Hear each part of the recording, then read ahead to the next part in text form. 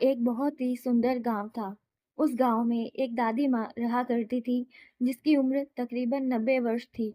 गांव के सारे बच्चे रोज उसे कहानी सुनने की जिद किया करते और वह सभी बच्चों को साथ में बैठाकर तरह तरह की कहानियां सुनाया करती थी।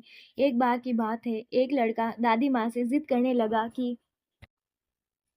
मुझे आज डरावनी चुड़ैल की कहानियां सुननी है। लेकिन दादी माँ उन बच्चों को तो भूत की कहानी नहीं सुनाना चाहती। उन्हें लगता है कहीं बच्चों के मन में डर ना भर जाए। लेकिन सभी बच्चे दादी माँ से जिद करने लगते हैं। तभी दादी माँ कहानी सुनाना शुरू करती है।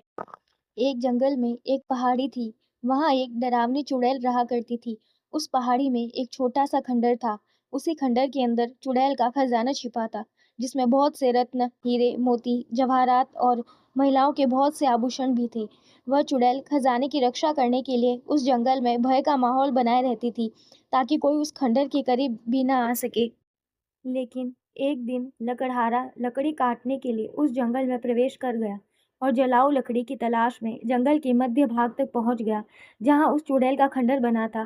खंडर के आसपास बहुत सी सूखी लकड़ियां पड़ी हुई थी। उसने सोचा कि इससे उत्तम जलाऊ लकड़ी तो कोई हो ही नहीं सकती, जो पूरी तरह सूखी हुई थी। वह लकड़हारा खंडर की सीढ़ियों से लकड़ियां इकट्ठा करता हुआ आगे बढ़ता गया। जैसे ही वह द्वार तक पहुंचा, वहाँ एक बहुत ही विशाल दरवाज़ा था, जो पूरी तरह लकड़ी का बना हुआ था। लकड़हारे ने आज से पहले इतनी खूबसूरत कारीगरी कभी नहीं देखी थी। जैसे ही उसने उस दरवाजे को स्पर्श किया, उसे अजीब-सा एहसास हुआ। उसे ऐसा लगा मानो कोई उसे अंदर बुला रहा हो। मदहोशी की हालत में लकड़हारा अंदर प्रवेश कर गया। खंडर के अंदर जाते ही उसकी आंखें चकाचौंध हो गई। बड़े-बड़े मिट्टी के बर्तनों में अशर्फियाँ, सिक्के और हीरे जवाहरातों का भंडार था। लकड़हारे ने आज से पहले इतनी दौलत कभी नहीं देखी थी। स्वाभाविक है, कोई भी इंसान इतना बड़ा खजाना देखकर चकाचौंध ही होगा। तभी खंडर के अंदर एक आहट के साथ दरवाज़ा बंद हो गया और ज़ोर से हवाएं चलने लगती है। लकड़हारा खंडर में एक खंभे को पकड़कर अपनी जान बचाता है। तभी वह डरावनी चुड़ैल अपना भयानक रूप प्रकट करती है। ये देखते ही लकड़हारा बेहोश हो जाता है और उसी हालत में लकड़हारे की एक रात गुजर जाती है।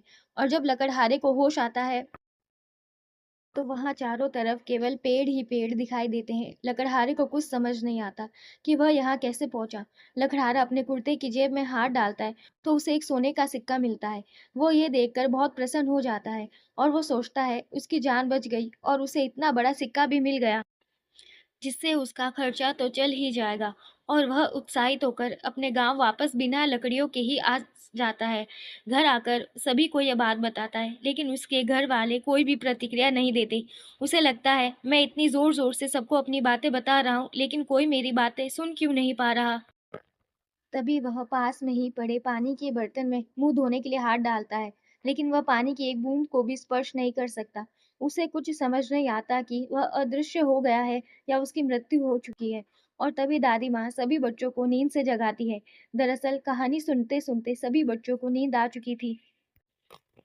और जैसे ही सभी बच्चों की आँख खुलती है, तो सभी बच्चों के हाथ में एक-एक सोने के सिक्के होते हैं और वह बच्चा जिसने दादी माँ से कहानी सुनने की ज़िद की थी, वह गायब हो चुका होता है। दादी माँ चारों तरफ उसकी तलाश करती है, लेकिन वह कहीं नहीं दिखाई देता।